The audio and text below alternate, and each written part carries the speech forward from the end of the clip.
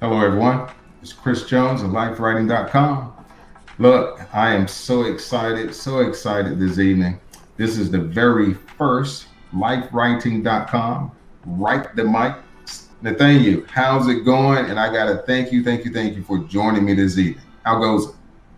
I'm doing well, brother, and thank you for having me. Because we got to get into talking about is there not a cause?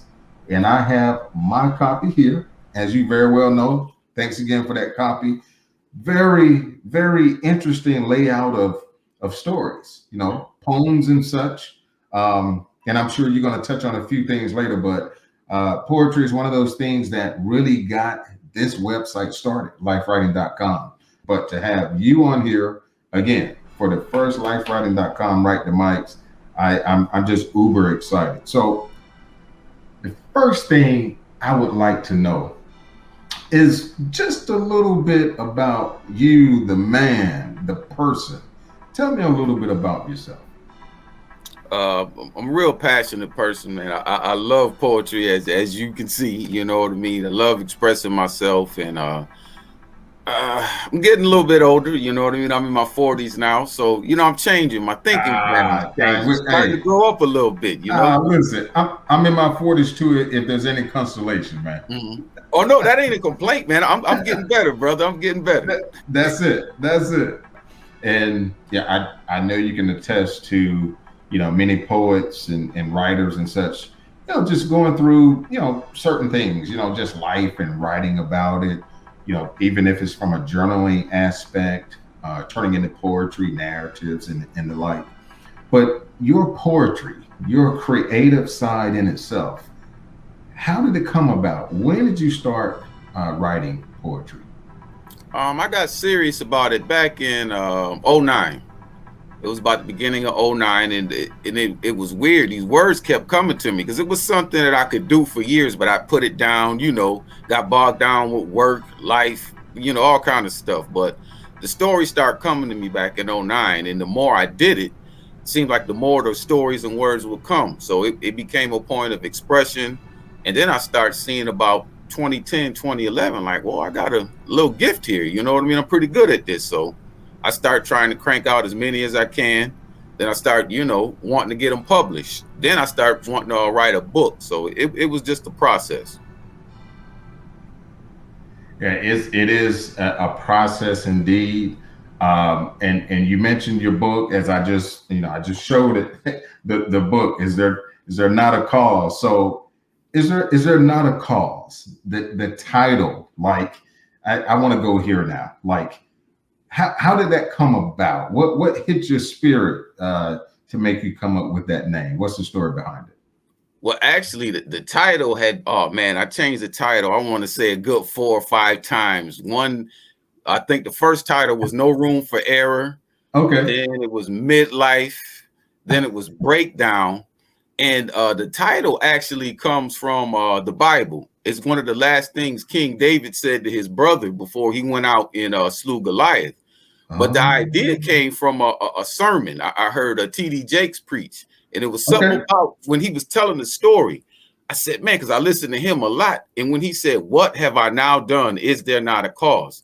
That didn't start the book, but that inspired a poem that I wrote back, I want to say it was 2015. And Oh. it was reminiscent of what was going on in that time, things I was going through, and a call for change. And the poem has changed over the years, but the basics of it is still the same. So, yeah, that I wrote that first poem, I want to say 2015, and through the years, the title change came. The last I decided to change the title to "Is There Not a Cause?" I want to say it was maybe February of 2020. And then I rolled with that. That was my final decision. Final decision. Roll with it, huh? Yes, sir. Okay. Is there not a cause? As soon as you made the biblical reference, the light bulb went off. Is there not a cause? Like I said, I have my copy, right? And I wanted to just quickly touch on this as well. How can folks, get a copy of this? I don't want to get ahead of myself, but it just hit me to ask that question at the moment. They can go to atmospherepress.com. That's my publisher. barnesandnoble.com, Amazon, Walmart, Target.com. You can get them through all those venues. All those. Okay. No, that I love it. I love it. So let me get back to the writing side of things, just writing in particular. So when you write, and I know it looks and works differently for different writers, depending on your type of writing and so forth. But just writing in general, right? What does it do for you? It's almost like a lyrical therapy. It's a release in a lot of ways, man. I mean, you're a writer. Once you get, especially if you're going through something and you're able to accurately depict that on pen and paper or, through laptop, phone, however you write, it I don't know, to me, it's like a therapy. It's like a calming once I get it all out. Plus, I don't know, I guess I'm a storyteller. Well, that's it. And so you're right. The main way I can relate to what you just said, that therapy being that therapeutic arm, if you will. So that was mine. And you touched on, what you were going through, what have you. I can relate. Mm-hmm. I was going through something in particular. And, I found myself just, jotting down certain words, right? I wasn't trying to rhyme, flow, or anything like that. But, over, the following months or what have you, I found myself doing a little more than journaling. I started making things rhyme, right? Mm-hmm. And, I love music. So Nate, I keep that music in that song in my heart, right? So, instruments like always going through my head as I'm writing. So before I knew it, like I said, that therapy side of it caused me to start rhyming, and I wanted to start, finding some very meaningful, words to paint those pictures and tell those stories, as you just said. So let me ask you this. I don't want to get too far off the beaten path, but what is the most powerful story you've ever written? It could be in the form of a poem or what have you, but what is like the first one that comes to mind? Wow, the most powerful. Ugh. And again, don't cheat. The first one that comes to mind. I'd have to say, Is There Not a Cause? Okay. Just only because, to me, because what it represents. It means it's an anthem, you know what I mean? It really is. Like, is there not a cause? If there's not a cause now, there's never going to be a cause. You know what I mean? To stand, to express, like we were saying, there's so much happening in the world right now. You know what I mean? So much. Yeah. It's crazy times. It's some crazy times, and that's almost an understatement, It's just, there's just so much going on in the world, and whatever outlet you have, more and more people, this pandemic, has kept people, more and more people inside at home in some type of solitude. So folks have been taking that time to kind of gather their thoughts, right? And really, start putting things together, putting things on paper. A lot of folks that I get emails via lifewriting.com all of the time, messages about, people being in their quiet places, right? Having that time to think, and they find themselves journaling, of course, but they find themselves, like I mentioned before, putting in more of a rhythmic way. So more people are starting to actually write poetry over the past year or so. So I'm looking forward to receiving more writings from folks, and thank you for forwarding your work. I posted it to the website. In fact, one of yours is posted to the website now as we speak, on the Facebook page, and folks were absolutely loving it. So in saying that, you said that you were planning to recite something for us, right? I want to go ahead and give you the floor so you can do so. Yeah. Oh, yeah. All right. I'm going to be reading the title piece, Is There Not a Cause? Awesome.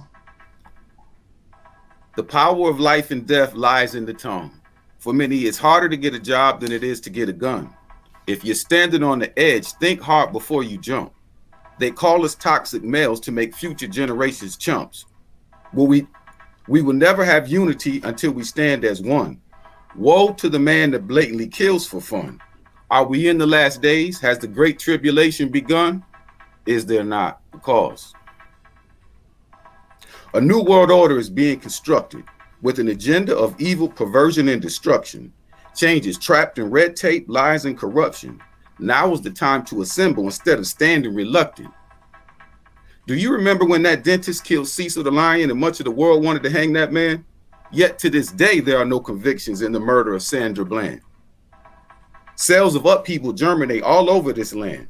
We must come together. Lord, help us understand. Without you, we're lost and we don't stand a chance. God, deliver us from evil out of Satan's grasp. Is there not a cause? Where are all my friends? Where did my comrades go? I was forsaken by the one that vowed she loved me the most. Some seeds become trees, so watch the seeds that you sow. If they slaughter our babies, then the future can't grow. Search for the answers for the things that you don't know. Don't let the control meter persuade you to give up faith and hope. Is there not a cause? You must be a student before you can teach. Champions are made after they suffer defeat. If the bar is set high, then the fall is steep. Predators come to annihilate and devour the weak. Greed and jealousy make it seem like there will never be peace. War is everywhere and hatred runs deep. Is there not a cause? A racial divide is set to tear us apart. Intolerance, ignorance, and fear whip this country hard. How are we moving backwards when we've come so far? Brothers and sisters, we are leaders. When will we take charge? Work, watch, fight, and pray. We must stay on guard. Let us uphold the light so it shines through the dark. I ask you, is there not a cause? Is there not a cause? Brother, that's it goes without saying. That's some good stuff right there. Appreciate that, brother. I love the imagery. The similes. You painted so many pictures with just certain metaphors, Sandra Bland and just a wealth of others. And that's what poetry does. It not only allows that release from your vantage point, right, the writer's vantage point, but it allows the reader to really look at themselves. It resonates with them, right, making them move in a certain way, think about certain things and what have you. It's just amazing what creative writing does, particularly poetry. And that was beautiful, man. I appreciate that. So I gotta ask you though, what other feedback have you gotten from the book in general, the book as a whole, but certain poems in particular? Have folks identified certain poems that really resonated with them? What does that part look like? That part is really cool. Like when I get the reviews, or you know what I mean, like you said, people that have bought the book and they tell me, well, this poem touched me here and I really like this line, and I go back and I say, oh wow, man. And when they repeat the line, a lot of times I can remember exactly what I was going through or why I put that line in there. And I think that aspect of it is really humbling, you know what I mean, to be able to reach people. That's why I try to be as relatable and relevant as I can. So you just said something very striking to me as well. As the writer, you're getting this feedback and folks are sharing certain things about a particular writing, and then it takes you back in time with respect to that phrase, those words. It derived from where. You can literally picture like what you were thinking, what you had just went through, overcame. Well, I know overcame has like that negative connotation, right? It could be something, memorable, something happy, exciting, or what have you, right? I don't want to paint some solemn picture or what have you, but whatever it originated from, that's what it does when you hear that type of feedback. So it's just very interesting, for lack of a better word, to hear you say that, to hear another writer say it in a manner that I can directly relate to. Wow, wow. And I'm gonna tell you, there's it's on page 18. I remember the page. Well, let me Uh, see where we. oh yeah, hit that memory lane. When look, I'll tell you this. I thoroughly enjoyed, and I may be a little biased, whatever. I thoroughly enjoyed every poem because as a writer, I can delve uh, into beneath the imagery, right? I can take a guess as to the place that the writer was in at that particular time. And memory lane is just one of those. As I'm looking at it, is I read it over several times. Pain or pleasure. Was it addiction, love, or lust? We had a mighty bond until we shattered trust. Do you want to touch on any aspect of memory lane? Well, yeah. I mean, it's funny. I wrote that. Excuse me. Right when I was going through a divorce, and it was at the point where I realized Okay. there's nothing good going to come from this situation, and even if it does, at the very least, this is as good as it's going to get if you go down. Because so I was going back in my mind and time, to better times, and then I was imagining. I mean, pain causes so many different emotions, and I believe it helps with the creative process. So it was almost like a healing Absolutely. for me. It was therapeutic. It really was, right, Nat. 'Cause that was Wow. almost like acceptance. Wow. I appreciate your candor with that. So, look, Nate, you're a very talented guy. Your poetry is off the charts.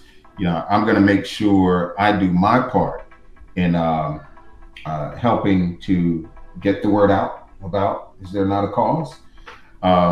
Awesome collection of written works of art, as I like to define poetry. Um, that really, again, moves and is true, is real. Not a lot of that fantasy and embellished type of stuff just to try to make something do this or sell or what have you. It's some very raw stuff in there, and I mean that in a very endearing way. So I gotta ask you, and then we can go ahead and get ready to close this out. I want to respect your time. So, in terms of other things that are in the works that you aspire to do, where you want to take your talents, right, if you will, what are some of those things that come to mind? What do you want to do next with this? What next? Well, I'm working on the next book.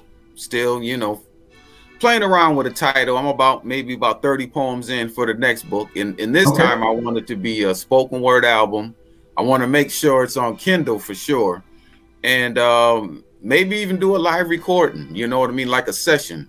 I just don't want to do books anymore. You know what I mean? I want to get out there because I see that there's, it's more lucrative with streaming and stuff like that. Plus, it's about growing. It's about growing. I've got 2 books in. I want to write maybe 2 more and then, take it the music route.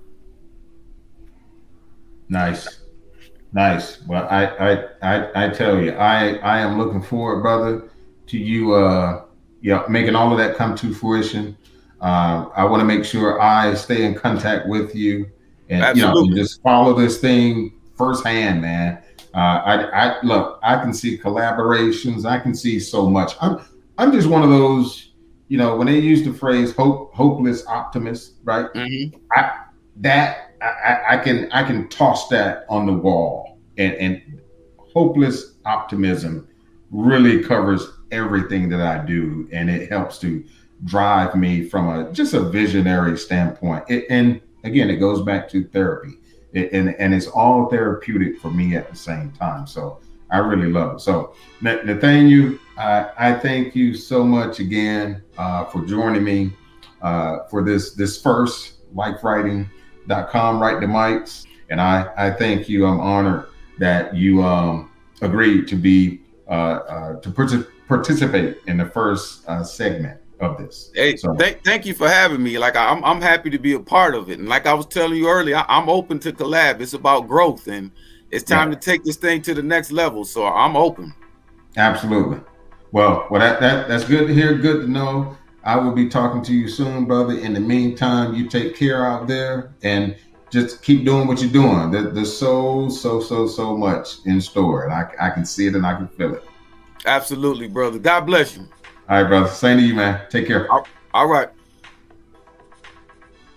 All right, everyone. Nathaniel Terrell, spoken word artist, author of 2 books already, at least 2 more to come.